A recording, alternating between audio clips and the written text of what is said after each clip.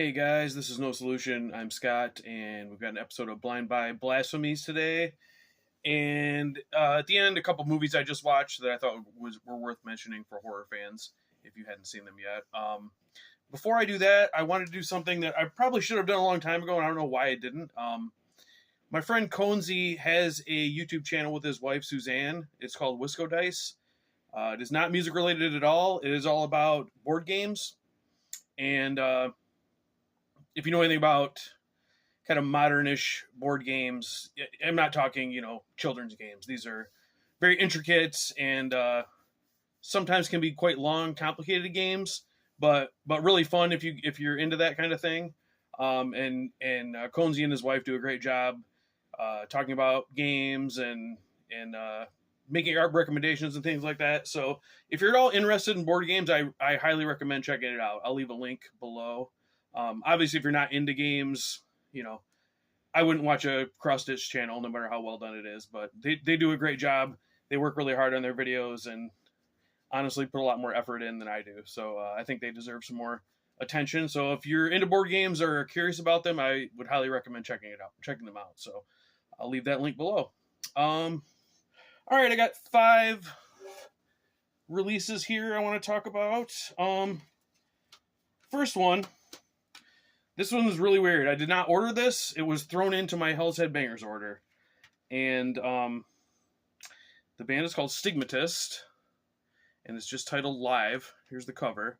Obviously a homemade kind of home printer deal. Believe it's a CDR. Oh, maybe not. Looks maybe like it might be printed. I wanted... This really got me into thinking about the pre and post internet world. I've lived in both. I've lived long enough, to remember a time before the internet, and then I've lived a long time with the internet, obviously. And a phenomena that I've recently discovered is I got into kind of a rabbit hole of trying to find references to record stores that I used to go to. Could be a little hole in the wall places I've definitely been, right? And say from the early 90s, and in my town there were a ton of them, and a lot of them I can't find any reference to. Like it started out like, what was the name of that record store I went to at this certain location, and I'm looking and no record of it whatsoever, and it almost like messes with my head. Like I've lived with the internet so long that I feel like there needs to be some kind of record of these places, but there's not. Like if you remember it, you remember it, and that's it. And when everyone who remembers it is dead, it's gone forever. So, anyway, kind of a long preface to this, because I could find absolutely zero information on this band whatsoever. I looked up the name. I looked up the band members that are listed on here. I can't find anything. So what this is it's a compilation. It's called Live. So I guess the main event here is a live show from, you can see, it's black printed on black, so it's kind of hard to make out. I believe it's January 9th, 1993, at a place called The One Step Beyond in Santa Clara, California. So this band is grindcore. I'm trying not to be mean. To me, it sounds like a bunch of guys who heard Napalm Death's Scum and were like, oh, we could do that. It's horribly, horribly recorded, which for like underground black metal, sometimes I get into that and think it adds the atmosphere. But when you kind of really can't even hear what's happening, it's not great, right? So there's a 20-minute live set. Then there's a demo that lasts like 27 minutes. And there's a couple of practice sessions on here too. The demo does not sound much better than the live portion. It really sounds like they just put a boombox in the middle of the room and hit record. And full disclosure, I did not listen to all of it. Like, the songs were so short, I started just making like hash marks about how many songs there were. Some of them are literally a few seconds. Some of them are a minute and a half. By the 2-minute mark of the demo, they were on song number 7. So I don't know how many songs they went through.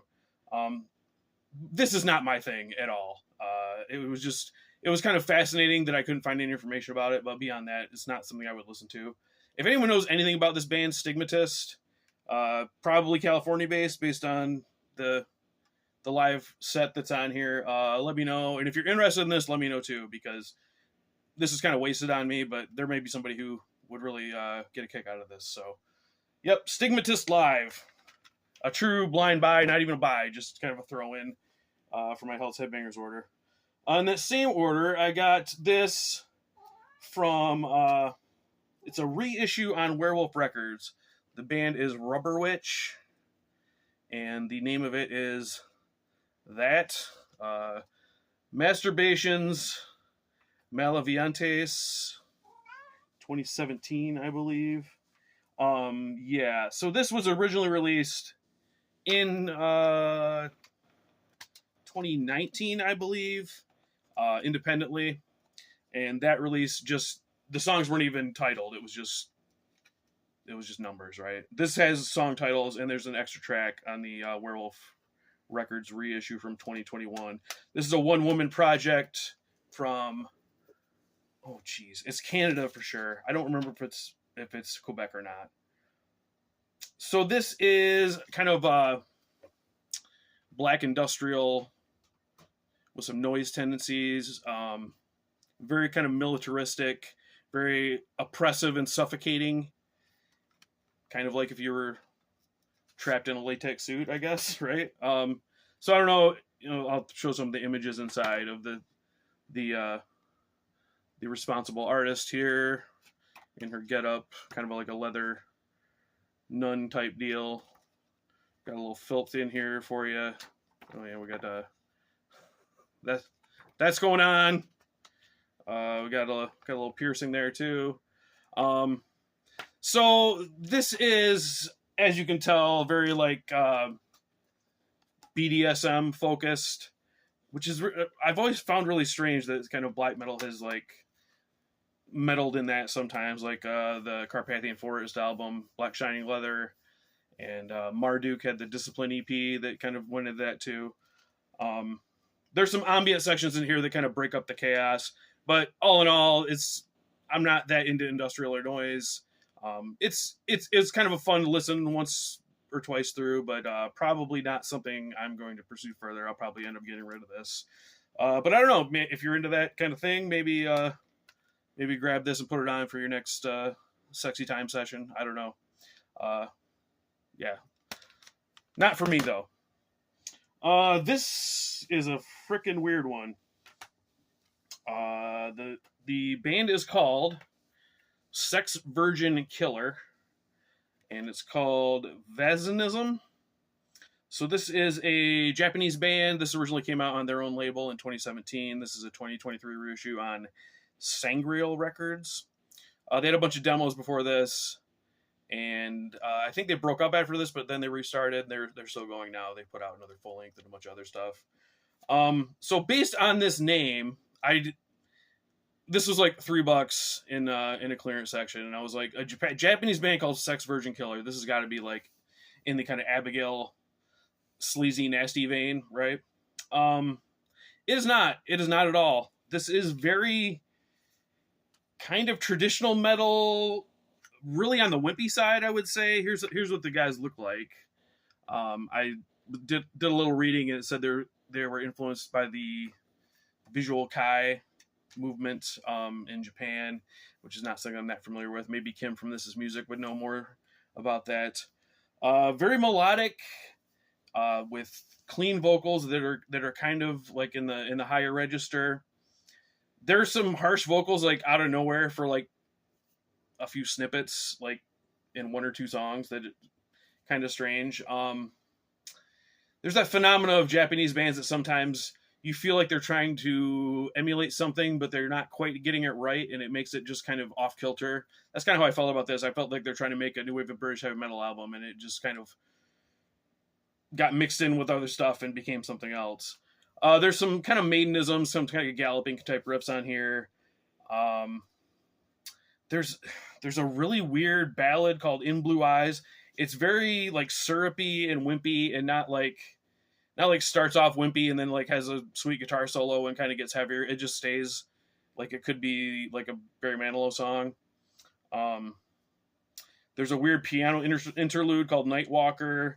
This very like sweet and melodic, but then has like weird feedback and some like kind of creepy voices in the background. And then there's a song called Rock Out that's like a 2-minute kind of like speedy punk song.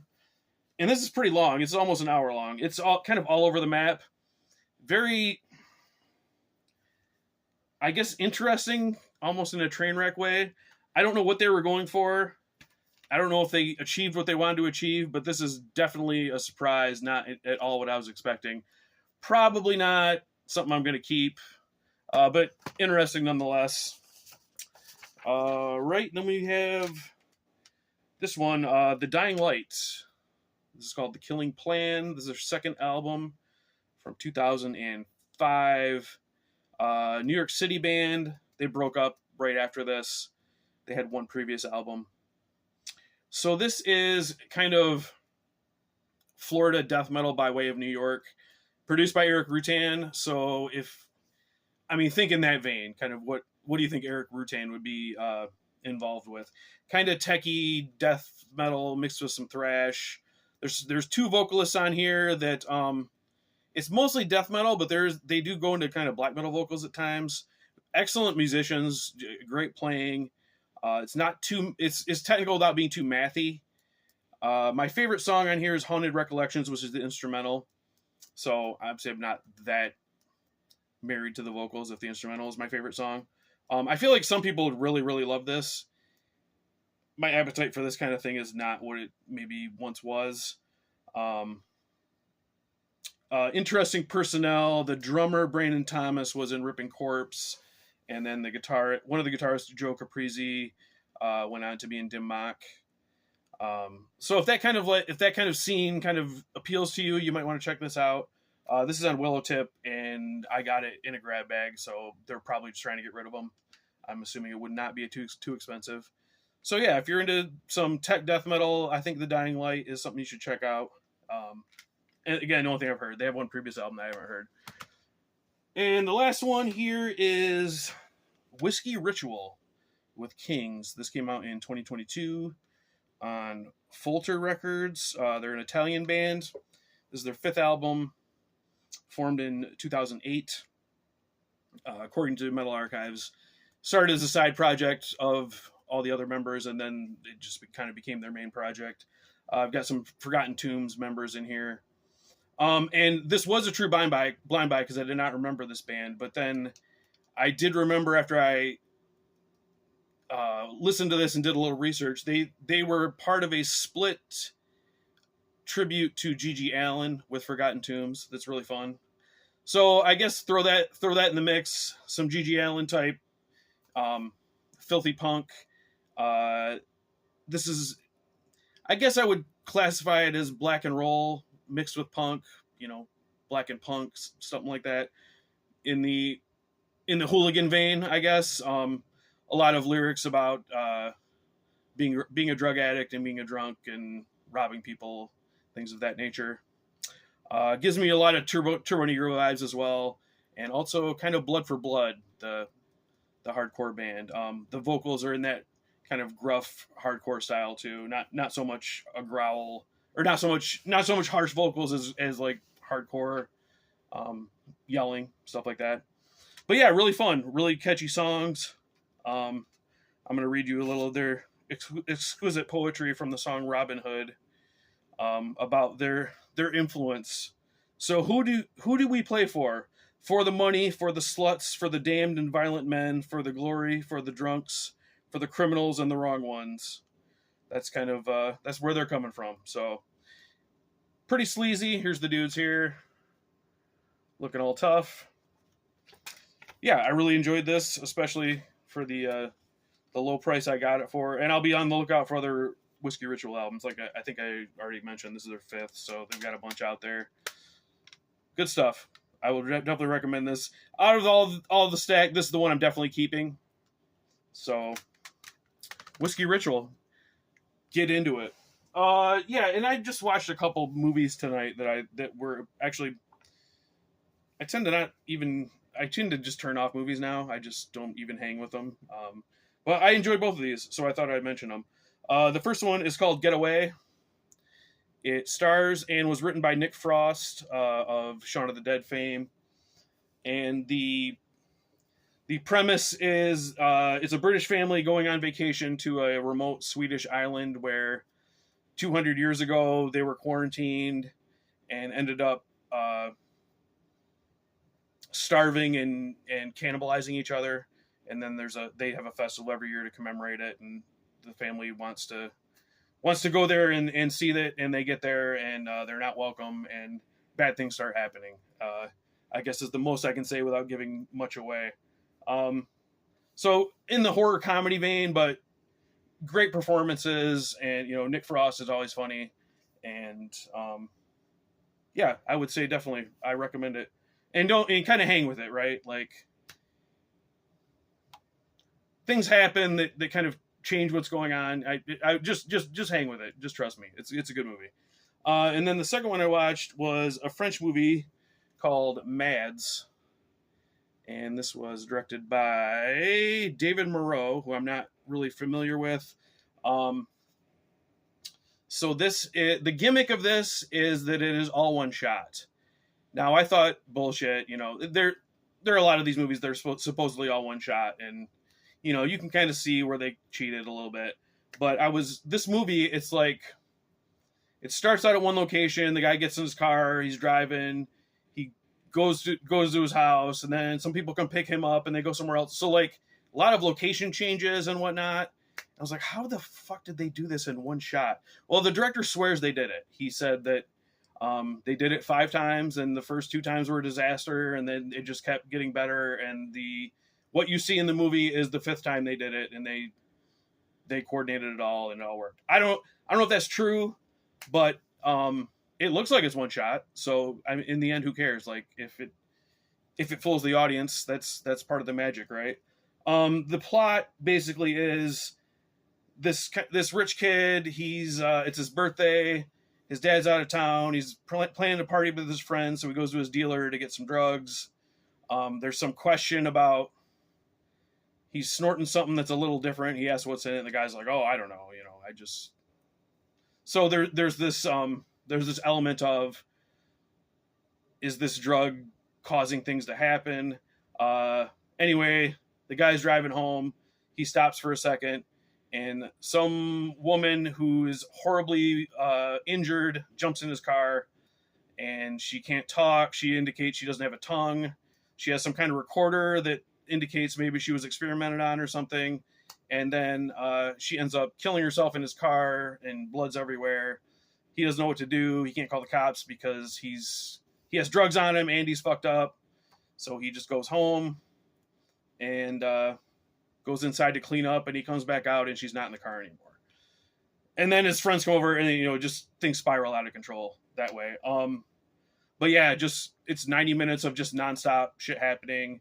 There's no cuts, so there's like no relief from the tension. I just thought it was a fantastic movie, and I'm sorry I waited so long to watch it, because I'd known about it for a little while, but I just figured it wouldn't be that worth my time. But I definitely recommend it. So that's the movie Mads and the movie Getaway, and they're both available on Shudder in the United States. I don't know how Shudder works in other countries, if they're available. If you have Shudder there, or if it's available on Shudder there, I don't know, but I would definitely recommend checking them out. So that's it for today, guys. Thanks so much for watching, and as always, CM Punk is a piss baby. Later.